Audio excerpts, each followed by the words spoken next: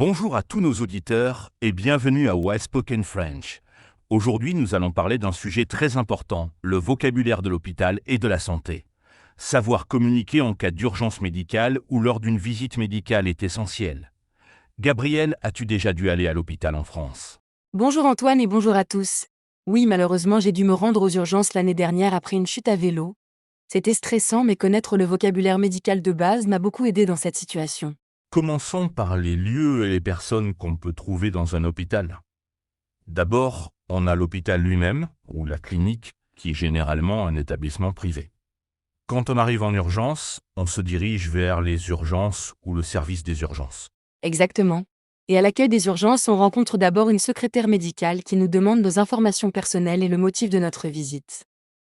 Ensuite, on voit généralement une infirmière ou un infirmier qui évalue notre état. Si notre cas est grave, on peut être pris en charge immédiatement par un médecin urgentiste. Sinon, on doit attendre dans la salle d'attente jusqu'à ce qu'un médecin soit disponible. Il y a différents types de médecins selon leur spécialité.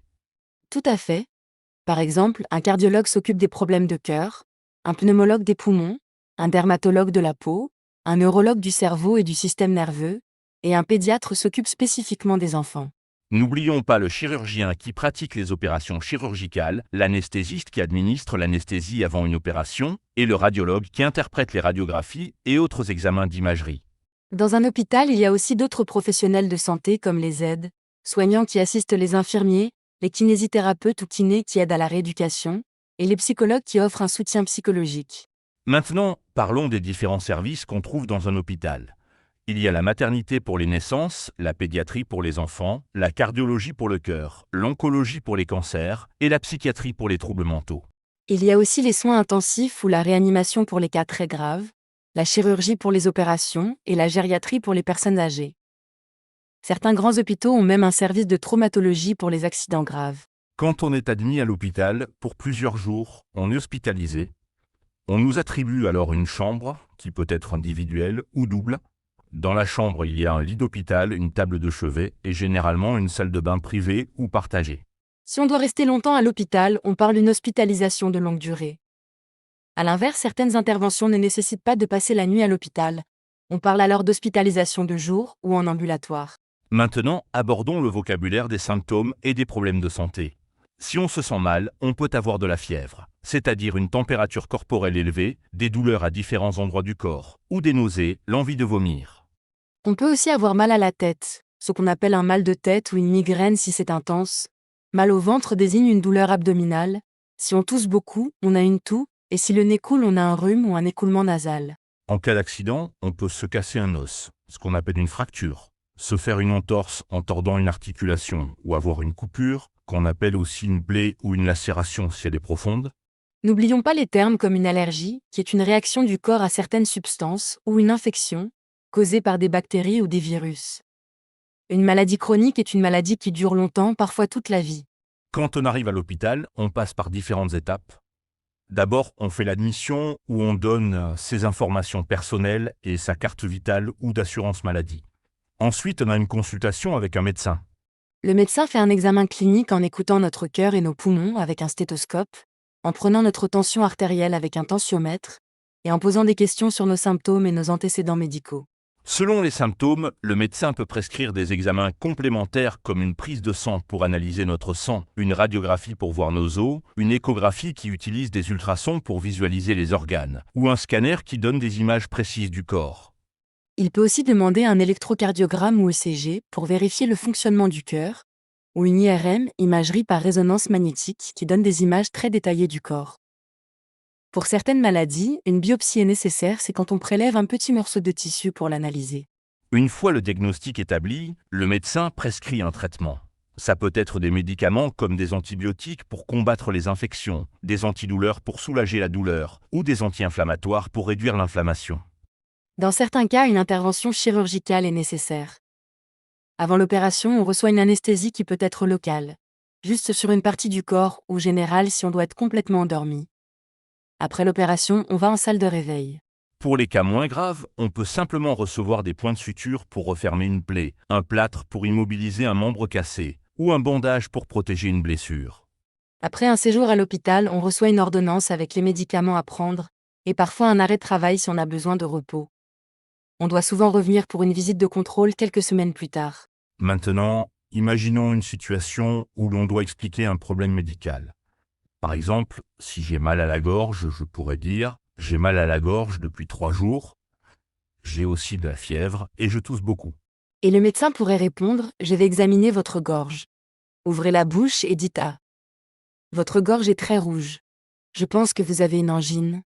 Je vais vous prescrire des antibiotiques et un sirop pour la toux. » Voici un autre exemple. Si quelqu'un a eu un accident, je suis tombé de vélo et je me suis fait mal au poignet, il est gonflé et très douloureux quand je le bouge. Et le médecin pourrait dire « je vais demander une radiographie de votre poignet pour vérifier s'il y a une fracture. En attendant, mettez de la glace pour réduire le gonflement et prenez ces antidouleurs si vous avez trop mal. » Maintenant, voyons comment demander de l'aide en cas d'urgence. Si on est témoin d'un accident, on peut appeler le 15 pour le SAMU, service d'aide médicale urgente, le 18 pour les pompiers ou le 112, le numéro d'urgence européen. Au téléphone, il faut expliquer clairement la situation.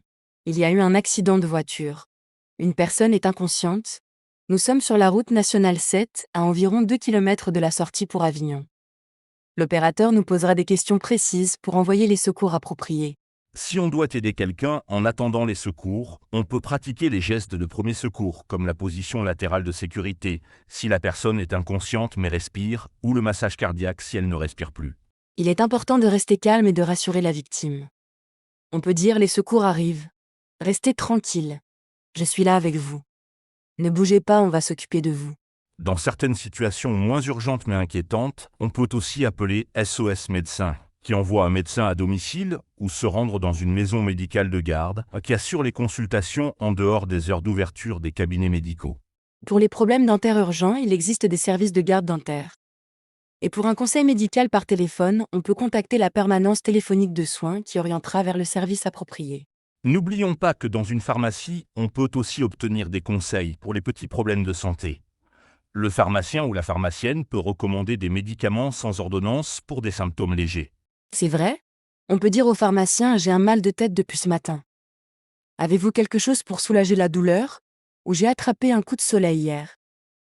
Que me conseillez-vous pour calmer les brûlures ? » Pour finir, parlons de la prévention. Il est toujours préférable d'éviter les problèmes de santé. On peut faire des examens de routine comme un bilan de santé annuel, une visite chez le dentiste tous les 6 mois ou un dépistage pour certains cancers. La vaccination est aussi importante pour prévenir certaines maladies. Et adopter un mode de vie sain avec une alimentation équilibrée, de l'exercice régulier, et éviter le tabac et l'excès d'alcool contribuent à maintenir une bonne santé. Exactement.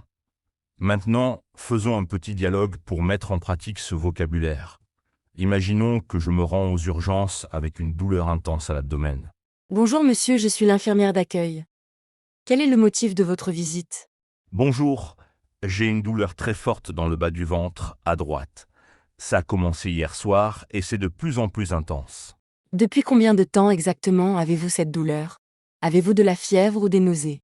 La douleur a commencé il y a environ 12 heures.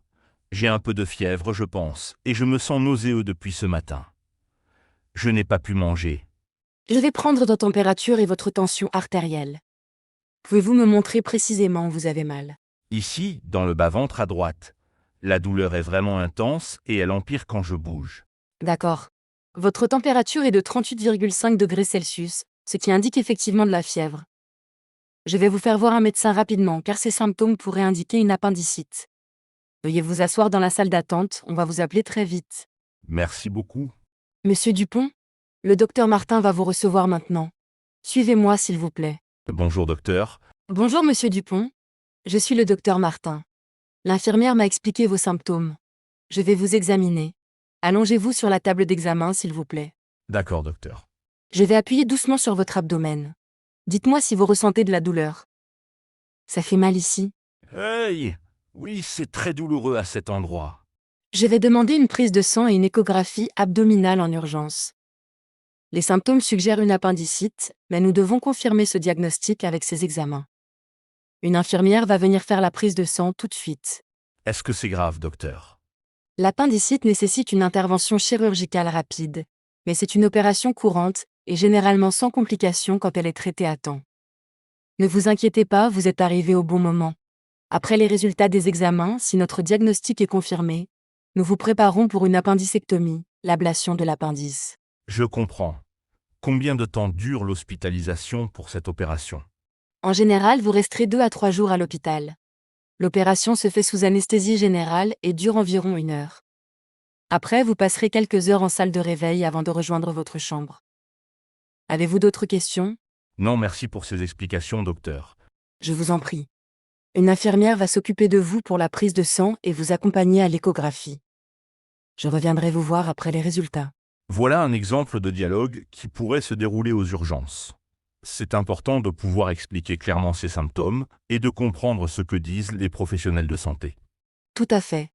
Et n'oubliez pas qu'en cas d'urgence médicale en France, vous pouvez appeler le 15 pour le SAMU, le 18 pour les pompiers, ou le 112, le numéro d'urgence européen qui fonctionne dans tous les pays de l'Union européenne.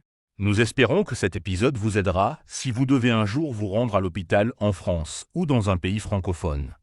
La santé est un sujet essentiel et connaître ce vocabulaire peut vraiment faire la différence dans des situations d'urgence. Merci à tous nos auditeurs de Waspoken French. N'hésitez pas à réécouter cet épisode pour bien mémoriser tout ce vocabulaire médical. Au revoir et à bientôt pour un nouvel épisode. Au revoir et prenez soin de votre santé.